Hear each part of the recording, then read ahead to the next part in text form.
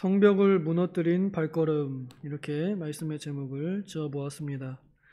성벽을 무너뜨린 발걸음. 하나님께서 이스라엘 백성들에게, 군대에게 크고 견고한 성 여리고성을 무너뜨리는 작전을 명령을 하달하셨습니다. 그 작전 개요가 우리가 어제 들었었습니다. 먼저 그 개요를 들으면서 이게 도대체 무슨 전략인가 하는 그런 생각이 들지만, 그러나 그 전략을 하나님의 전략으로 받아들임으로 내 안에 있는 불신을 먼저 무너뜨리는 하늘의 영적인 공성전을 먼저 해야 할 것을 배웠었습니다. 오늘은 이제 이 사람들이 여호수아의 그 명령을 듣고서 반응하는 내용을, 그리고 또 그 반응의 결과를 우리가 보았습니다.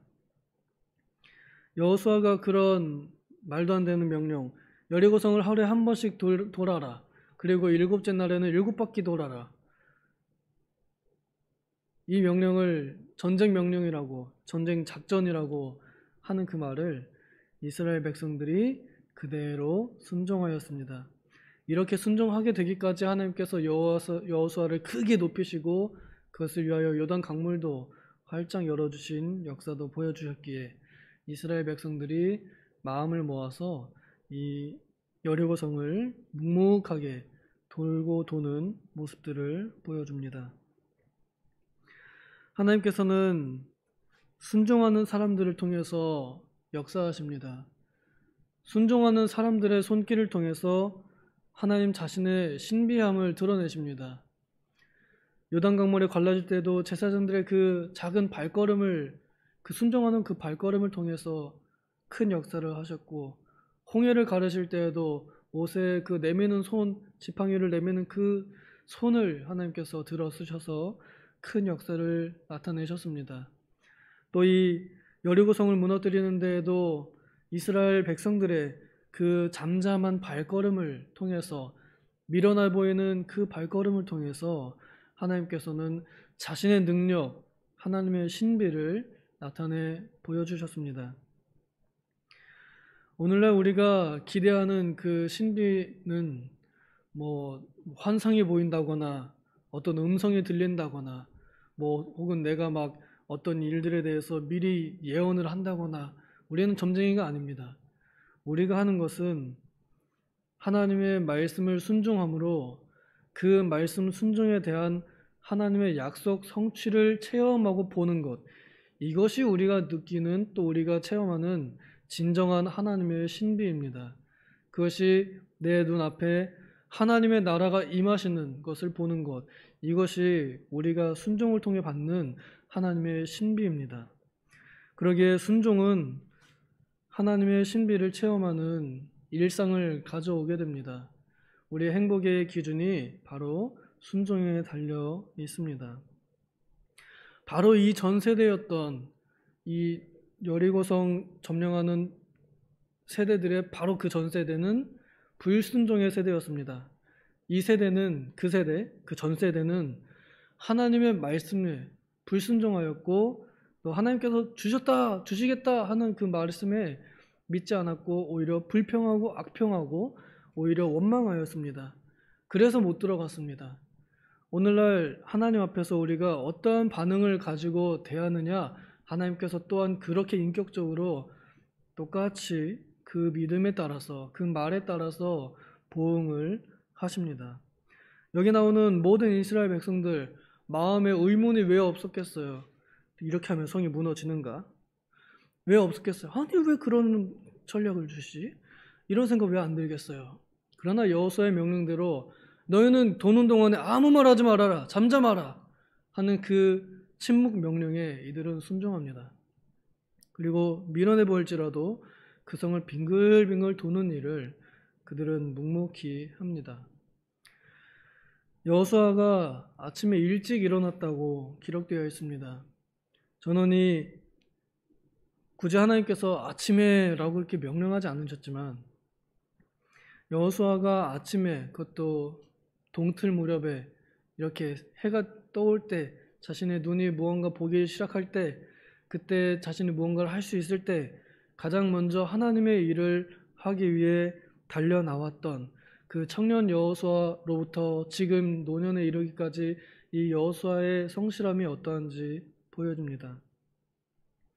우리 교회에도 오늘날 오래전부터 지금까지 매일 아침마다 새벽에 동틀 무렵에 하나님의 전에 나와서 하나님의 제단 위에 자신을 기도의 제물로 바치고 뜨거운 기도로서 하나님께 예배를 드리는 우리 새벽 대원들, 여러분들이 이때의 여호수아의 그 성실함에 걸맞는 사람들이라 저는 칭찬하고 싶습니다.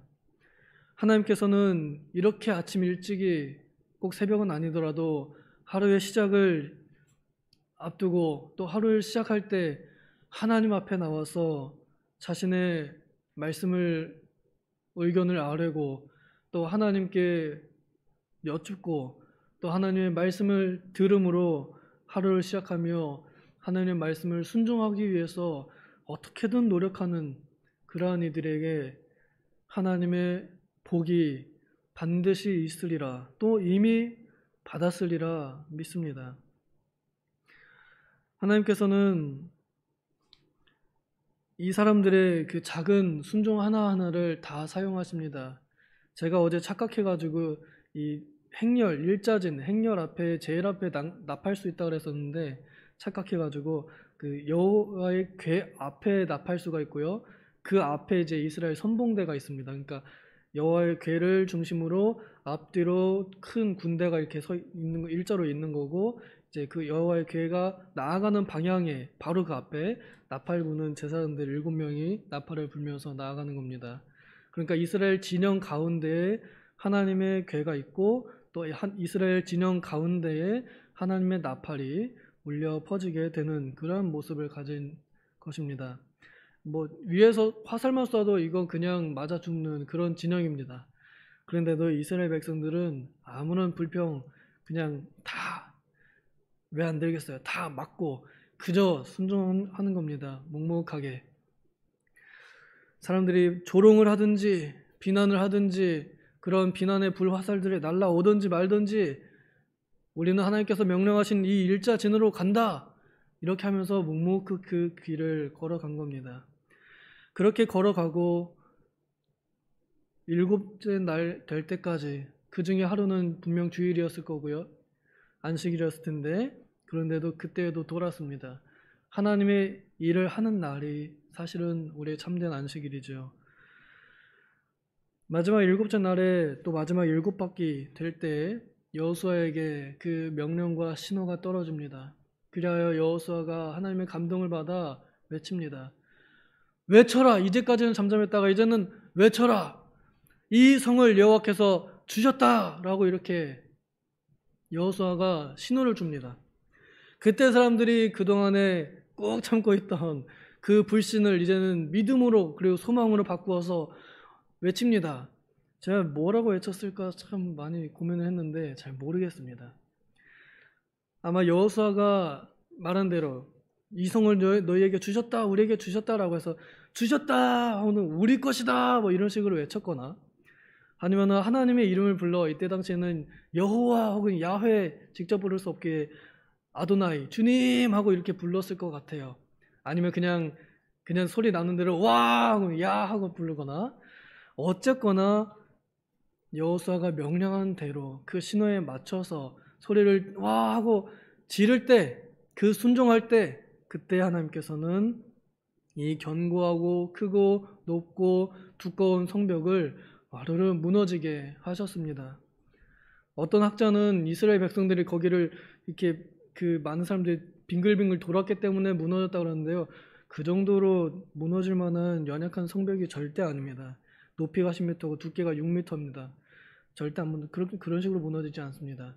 오직 하나님의 순수한 말씀을 그대로 순종했기 때문에 그래서 이 성벽이 무너진 것이 확실합니다.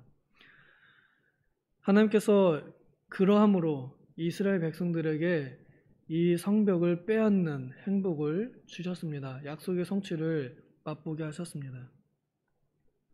오늘날 우리들에게도 이러한 기회가 옵니다. 모세가 이스라엘 백성들 다 불러놓고 말합니다. 신명기 30장에 내가 생명과 복, 죽음과 재앙의 길을 너희 앞에 두었다. 너희는 선택해라. 하나님의 말씀을 순종하고 하나님을 사랑할 것이냐, 아니면 불순종해서 반드시 망할 것이냐, 너희들이 선택해라. 오늘날 우리들에게도 선택지가 있습니다. 순종할 것이냐, 불순종할 것이냐, 우리의 마음의 방향을 어디에 둘 것이냐 하는 것입니다. 하나님께서 걸어가라 하면 걸어가는 그 방향대로 걸어가야 할 것입니다. 역주행해서도 안 되고 멈춰서도 안 됩니다. 그 행렬 그 걸음에 내가 맡겨진 그 자리에서 걸어가야 됩니다.